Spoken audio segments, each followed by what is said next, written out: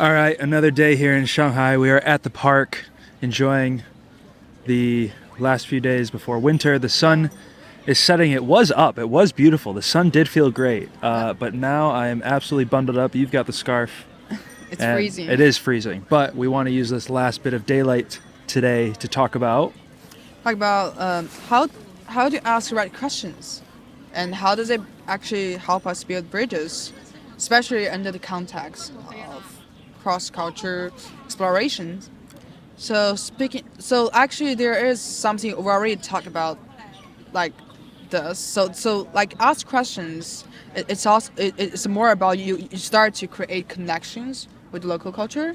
But before that, what we talk about, like before you do that, the prerequisite will be you have to use your genuine curiosity, which you can Right. find more information from previous episode. But today, yeah, we're talking about how asking the right questions help build bridges in this cross-cultural context. I feel like we actually done these things a lot, especially you can see in our videos we're always ask whether it's stupid question or weird question. Yeah, we ask questions a lot of time. I think just for I feel like we definitely create like special connections with those people through asking questions, and somehow like actually I feel like it's so asking questions. Sometimes we're just about want to inquire some information about like where's the nearest restaurant, where's the marriage market nearby. Those are all great questions. Yeah, Those are yeah. cool. Those are Yeah, fun. I feel like but also like but I also feel like sometimes when we just chatting, when we say chatting, actually it starts with question. So beyond just collecting information, a lot of time our intention behind ask the question is merely about we just want to hang out with those people. We want to hang out with the boys. You always want to hang out with the boys. And I remember there's some question I would say it's pretty it's it's very impressive, especially when you start ask question in the park. Remember, it's actually I would say in Lucian Park or Huangxin Park in Shanghai, where a lot of old people just hang out with their super fancy cars. I would say the small mini car. Just quick info: those cars are. Cars is a generous word. But also, you might tell them a little bit more about the car. They They're are just like special. they like allegedly they say they're handicapped.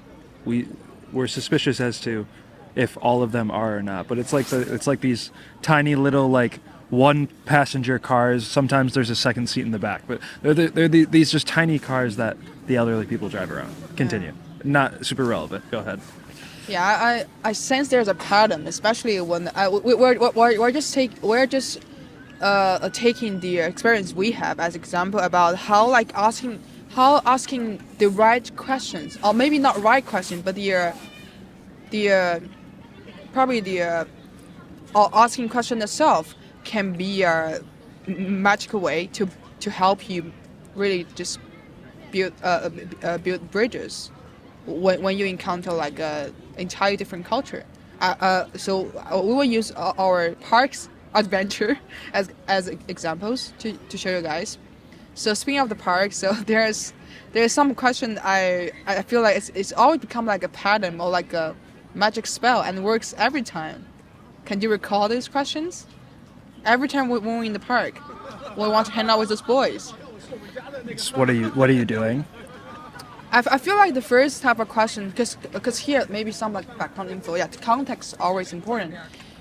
So just let you know, like generally the old generation, which are the majority group, which hang out all the time in the parks, they do have their own special taste of fashion.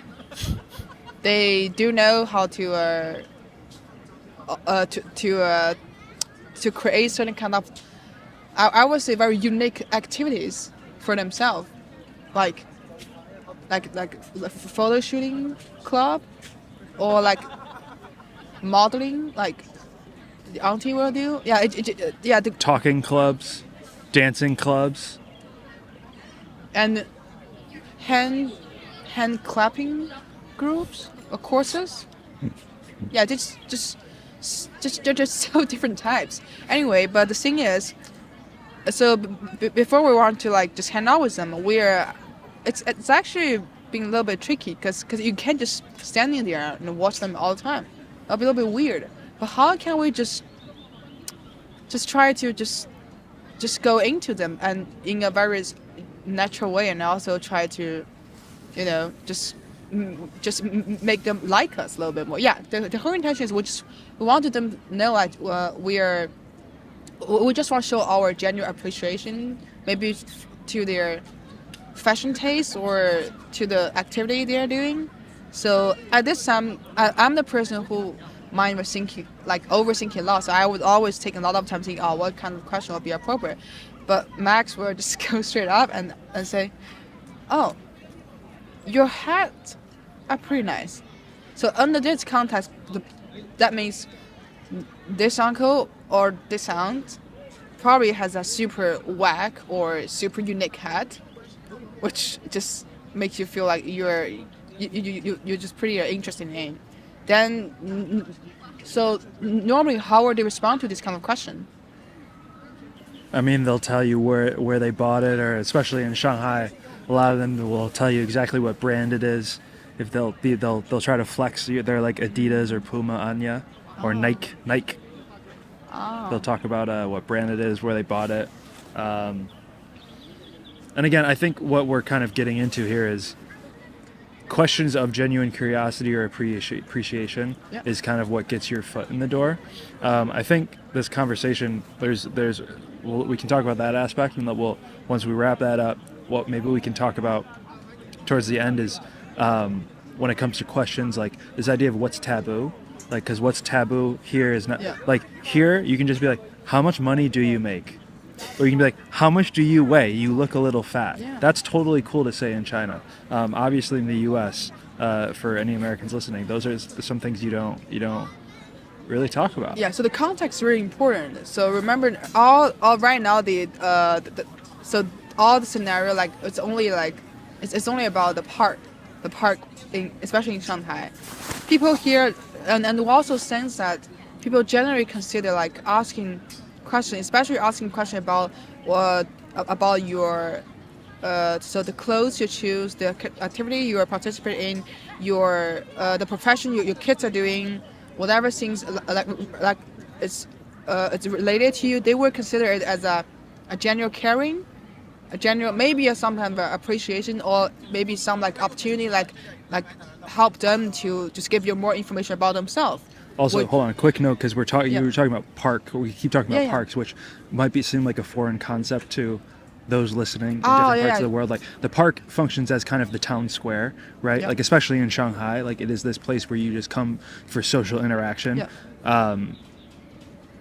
So yeah, I just want to make that quick Yeah, note, you're because right. the idea of just going to the park and talking to strangers on a regular basis for the sake of talking to strangers and having social interaction is a very foreign concept to the more individualistic cultures Yeah. we have on this globe. So I just want to make that quick note. That's why we keep talking about the park as a place to go ask questions. Yeah, that's why. Obviously, you can ask questions in other contexts, but that's why Phoebe has been talking about the park for the first 10 minutes of this episode. Yes, the park apparently are vary from different country and also like have, it's a different context. So yeah, right now we're talking about specifically this pretty strong park culture in China, especially in Shanghai. So it's totally different.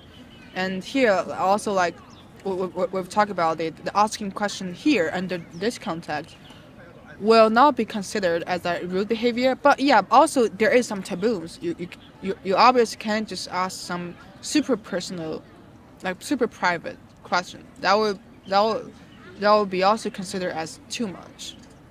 It's way beyond. It's a little bit across the boundary. But yeah, but general questions about your outfits, weather, about something related to the personal choice, some like the general information about your kids, which will be acceptable, especially among the old generations, which most of them consider as a way to social with other people, because it actually bring up a lot of the side topics for them to just keep talking, and just it's the way how they know each other and build trust with each other, and it's how they make their own friends in most cases.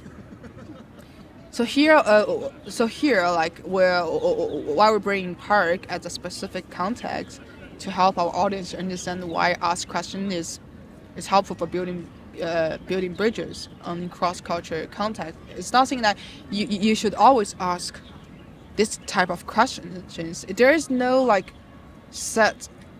So there is no like decided pattern or some kind of like the format to help you to like, oh, I can ask this type of question, show my kindness to the other people and in different culture. So the thing is, I feel like also the first step we should observe, because apparently before you start to ask a question for ask question about this kind of stuff with the uncle and aunties in the park, because you do realize like they are, so those questions are pretty neutral to them, right? Because otherwise because you also talk about there's no way you're gonna ask like a random uncle and auntie in the park in the US, ask about like, oh, you do have a, like, where did you get your hat? I like your vest. I mean, you could, but I think so again, this is shifting into the other aspect of it, right? Like, what are the taboos? The money thing here is wild. You know, it's like, oh, I like that hat. Like, how much was it? Wait, hold on. So it's okay if you just express your genuine like appreciation about. That's the a nice hat. hat. Where'd you get it from? Oh, and then they can tell you the store, the brand. Like, that's something that like girls will do a lot, right? But you know, like, How much does it what's your cost? job? What's your Okay, what's your job? Oh, well, how much do you make? You can't ask that. Like, where do you live? Oh, I live in this neighborhood. Oh, how much is your rent? Got Like, it. that's I think there's this movement of like salary transparency and like financial transparency in the U.S. right now. But I mean, still, it's super taboo to be like, how much is your rent, or how much do you make, Got or it. how much does that whatever you're wearing cost. Whereas that it's just like such a normal thing to talk about here. Got it. Yeah, but yeah, the some question, like any question related with their financial situation, it's actually pretty tough. You know, it's definitely can be perceived in different way from different cultures. So that's something like, if I was like, for any other people who want to have a try with asking certain kind of questions, better be watch out about these certain kind of questions, Sure. or just try to avoid this kind of questions. Right. Because you never know if it is okay for this person, or it's not okay for the other person. And also I feel like, because so like through all your past experience, you've traveled a lot of places. We also like have a lot of like Chinese, I would say 华人, or not only about 中国人. So you can definitely say you definitely ask a lot of questions while you are trying to interact with them. So do you sense like asking questions somehow become one of the social strategy? Well, yeah, absolutely. Because I think, as we talked about briefly in the beginning of this, asking questions with genuine interest and curiosity signals like a level of appreciation, a level of again genuine interest in them or their community, society, etc. So like I think about when I was in Sarawak, there's a third of the Sarawakian population is Huaren of Chinese descent, and something that's pretty important there, and in all of Malaysia and to a less degree other countries in Southeast Asia that have people of Chinese descent, like specifically what province they come from, right? So I think we've talked previously in other episodes about like the importance of regional identity as people from China, and like generations later, people have grown up many generations in other countries. That's still super important. So like in Sarawak, one of my opening with Chinese specifically would always be like, you know, like Huaren Ma, which is like, are you Chinese? Which I could already kind of tell from how they look, or if I heard them speaking their language. Like, yeah, and I'd be like, oh, like Fujian or Hokkien or Fujian is Hokkien. That was dumb. Guangdong or Fujian or Hakka, or like these are so it's, and you know that is kind of like a level of knowledge that, you know, not a lot of foreigners would have in that situation, and it's like they wouldn't really get asked that, but to them it signals, and I'm not faking this either. Like, we're not. This is not how to be, you know, a sociopath abroad and gain trust of others to exploit. Like, this is like, I actually was very interested in these things, and but that signals that to them, and it's very clear, right? And so they're willing to open up. So I remember there was one lady when I just arrived, I was in Kuching, the capital of Sarawak, and you know, I went into it. They have these places called kopitiams. They're like the coffee shops, and they also sell snacks and stuff. But I sit down, and I'm just trying to learn more about the dynamic of all the different groups of Chinese in the state of Sarawak. And so I sit down at this lady's table, and I'm like, can I have a kopi? They call it, the coffee is kopi. And I open up with this idea of what type of Chinese are you? And she tells me, and I go, okay, but I'm gonna sit down for a coffee. But when you have free time and you're not serving anyone, no one's here, can you teach me some of so Hakka? She was of the Hakka descent, and she was like, yeah, sure. And so we sat down, and we really just talked for like an hour, just sitting there. And I get up to leave. She won't let me pay. Like, and it's just because I did have this genuine curiosity, right? So I think when we talk about asking the right questions, it's not about giving you a list of 100 or 200 questions for you to choose from when you go and interact with someone, but it's more about when you do want to inquire or open up with someone, with open a conversation with someone with a question. Just is it of genuine curiosity and something specific and special to them, and will that be conveyed to them when you ask that question, that it is coming from a place of genuine curiosity? And that's where some really great interactions can start. So actually, so asking questions is actually, it's just a form or just a way to actually so actually the intention behind that, or the goal is still like we want to show our genuine curiosity and appreciation and the kindness to those people. So actually it's more than just I was just inquiring something. Oh yeah, maybe you can inquire something you want to know deeper about their culture, but if you really want to build connections and build trust with those local people, you have to come up with thoughtful questions, and if you want to come up with that, you have to shift your mindset to our state, which you really do want to know more about their culture, and you do have genuine curiosity about what happened in your life. But not saying you should be gossip about the private stuff, but just Well, curious. again, that's another thing that we can't give the full rundown on what is taboo and what is not, because I know in different parts of the world, you know, again, the money thing is just the first thing that comes to mind, Yeah. and that's just a huge difference between the U.S. and China, for example.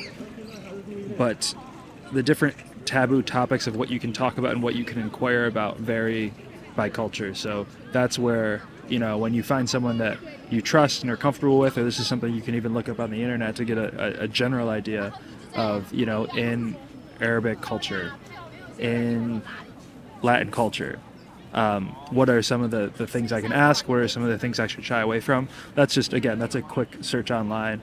Or if you find someone who you trust enough to, you know, they'll just know that you're the innocent foreigner that doesn't know what's okay or not, and they'll tell you what are some of the things you can ask and what are some of the things you can't ask. And what's better about that is you're getting it straight from the source, right? So like you can have these follow-up questions of, well, you know, oh, why don't you guys talk about that? And then, oh, you know, you can ask this person, like, do you think that is symbolic of something, you know, important to your culture that is different from others, and what does that say about you guys and your people? So I think that's probably a better way to go about it. But yeah, again, we can't talk about, right, there's two parts of what we do. We talk about the things that get you ready to be adaptable in any sort of culture, and then there's this technical knowledge that we couldn't possibly just give for every single specific place you might find yourself in this world. So that's one of the things that I mean, we refer to more so when we do like our formal trainings with clients, is like specific knowledge, this idea of specific cultural knowledge. Those are what are the Chinese like, what are the Indians like, what is Latin culture like? This is the specific knowledge, whereas this idea of just approaching someone with questions of genuine curiosity and interest, like that is something that touches human nature anywhere you find yourself in the world. So, yeah. What else do we got, Phoebe? I was thinking about, it's pretty well said, and also like sometimes, well, it's also about when you do have the genuine curiosity, but somehow like we also want to make sure that our question will not be poorly perceived. Sometimes maybe you do want to like just you are just trying to show like your genuine curiosity. You are just curious, but somehow like maybe people from the other culture will perceive it as you might have like judgmental. Yeah, tone. or poor intentions. Yeah, Like that happens a lot. One example, luckily, this was a conversation I was having with your mother and not a stranger. But it was when closer to when I first arrived and like talking about why I want to be here. And again, it was like, as you know, like I want to understand the Chinese and their culture and the language and how they think. And so when I said that to her, I said, 你们的语言 language, 你们的文化 culture, and 你们的思想. And then she was like, 思想? Like, what do you mean 思想? And so that, like, what I meant is like the way you think, right? And so that is almost like in a way where you could construe it in the context of like, that's what like a government agent would want to do, is like this infiltration and like, well, how I want to understand how they think so we can exploit that. Political related. Right. So yeah, exactly. So so that's like a limit of my language, or again, Sisyoung in a textbook is way of thinking. Yeah. But when you use it in that context, it's like, wait, what do you mean there? So I think, I mean, people are generally forgiving to foreigners when it comes to that stuff, because they know it's most likely Foreigner just past always worried. Yeah, it's mostly just like it's about it's semantics, right? You just chose the wrong word. You didn't understand what that word fully meant, and normally people will give you a pass. Like they're not going to automatically think poorly of you, right? So I think clarity and like using simple language, whether it's in your language for the sake of the person who might not speak English super well, whether it's for your sake because you don't really truly understand what each word means. Like, for example, I didn't understand what that word meant in that context and what that could be construed to mean. So, yeah, simplicity, clarity, start slow, and again, as long as you have the genuine curiosity, and you ask something that you maybe shouldn't have, like, you'll most likely be forgiven. So don't be scared. And again, like when we say there's these taboo questions, don't get nervous to the point where now you don't want to ask people questions because you're worried it might be taboo. Like, 99% of the questions that you ask are going to be totally cool. There's just that touchy 1% that you need to get a feel for. And again, well, like I said, a quick search online, you should get the general idea. And again, the best part is go the step further of, oh, you can't talk about this in this culture, maybe, and hopefully there's a little description underneath that says why, and then that just gives you the fuller picture of, okay, anything that's, might draw back to this, like touchy subject or insecurity of this culture, like let's not talk about that. But again, 99% of the things you ask, no issue. And again, approach it with genuine curiosity and appreciation. And when you do that, even if you do make a mistake and people can see you are doing it from that perspective, you'll be forgiven. And also, like, remember, like, all the, like we discussed before, like, before you start to, like proceed with, like pretty thoughtful question, please do, at least a basic research about the genuine culture context Exactly. So of the that's place what where I'm you talking are. about, right? Like this that specific knowledge aspect, right? So just a Yeah. quick search. What are some of the touchy subjects? Exactly. And again, other than that, like I wouldn't be too concerned about the taboo nature of it. And yeah, again, it's going to get to the point too where when you start to push the envelope on what you can and can't ask. Hopefully you're not doing it with someone you met 5 minutes ago. Hopefully that's someone that you've developed somewhat of a friendship with, and the people who are more familiar with you and truly do understand your intention of being there and truly want to understand, they'll it's better to make that mistake with them than a stranger in a bar that's bigger than you and Yeah. might mess you up a little bit for saying the wrong thing. That's not the context where you want to get that wrong. You want to learn that in a more forgiving environment with someone who can teach you those things without being offended personally, right? They just know that you don't know, which is okay. That's the whole point. We need to learn what those things are. Well, I do feel like it is a lot of things and a lot of I would say like psychological things behind the simple behavior of asking the question. Because why are you saying that? I try to recall all of our like the asking questions things before. It is not just we do did a lot of the basic like knowledge research before that, and we do try to consider all of the possible situation and possible response about some super sensitive, probably we think it's a sensitive question, but it turned out it's okay. But yeah, I mean it's I mean I would say like I mean careful is I mean yeah I mean I would say not to say like be too careful, but still need to be cautious about the question you're about to throw to the other people, because it might lead to like A bar fight. well I mean misunderstanding will be the best case, but the worst case will be you know maybe it will lead to like just hopefully it won't lead to the fight. Sometimes it will. And if it does, just don't. If you don't get too banged up, you still learned something from it. So you still got something out of Yes. it. It's worth it. Yes. If you never ask, then the other things actually we're about to bring in the future episode will be you can also be like active listener if you want, which is also a great practice for anyone before they want to be like a super experienced the question makers. They can first become the active listeners. So I think we probably can wrap up for this part. So any additional tips for our audience? Yes, it is. It is getting dark, so we should wrap it up. But again, to sum it up, I think it's again there's two facets, right? Like questions can act as a foot in the door Yeah. to start relationships or just even start conversations Yeah.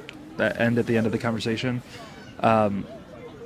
And yeah, it's a great tool in that sense. And then the other part is there are some things that are taboo. Do your research on your specific cultural context, understand what those taboo things are, have a friend explain it to you. But I think really, this is something to be aware of. I don't think it should completely change your behavior, right? I think you were just saying be mindful of it, but don't be too mindful of it, because then you're going to get in your own head of what is okay to Yeah. inquire about and what is not okay to inquire about. And like I said earlier, 99% of the things you're going to want to ask a question about are okay. So just do your brief research, understand what those taboos are. If possible, find the reason behind them, because then you're going to just get a better grasp of what that is all about as a whole, and you'll have just a better grasp of what to not ask about. But yeah, and overall, I think it can be a very powerful tool to get you in with different communities, with different groups of people, and again, most importantly, learn about the culture that you are within, and hopefully those answers will guide your journey to become like those people if that is the path you're taking, which of course at Chameleon Pathos is what we always recommend. That is the thesis of our company, is that the most powerful way to become a part of a society, to function in society, and to make an impact there, especially, I mean, specifically, of course, in an intercultural context of you living abroad, the most powerful way to do that is to become just like them. So hopefully those answers will give you a little bit more of an insight of what the person you need to become, or at least you need to be when you are functioning in that culture and society. And your first step to learn more about that might be to join the Chameleon Club, which is our free online community. Yeah. We'll have the link in the description.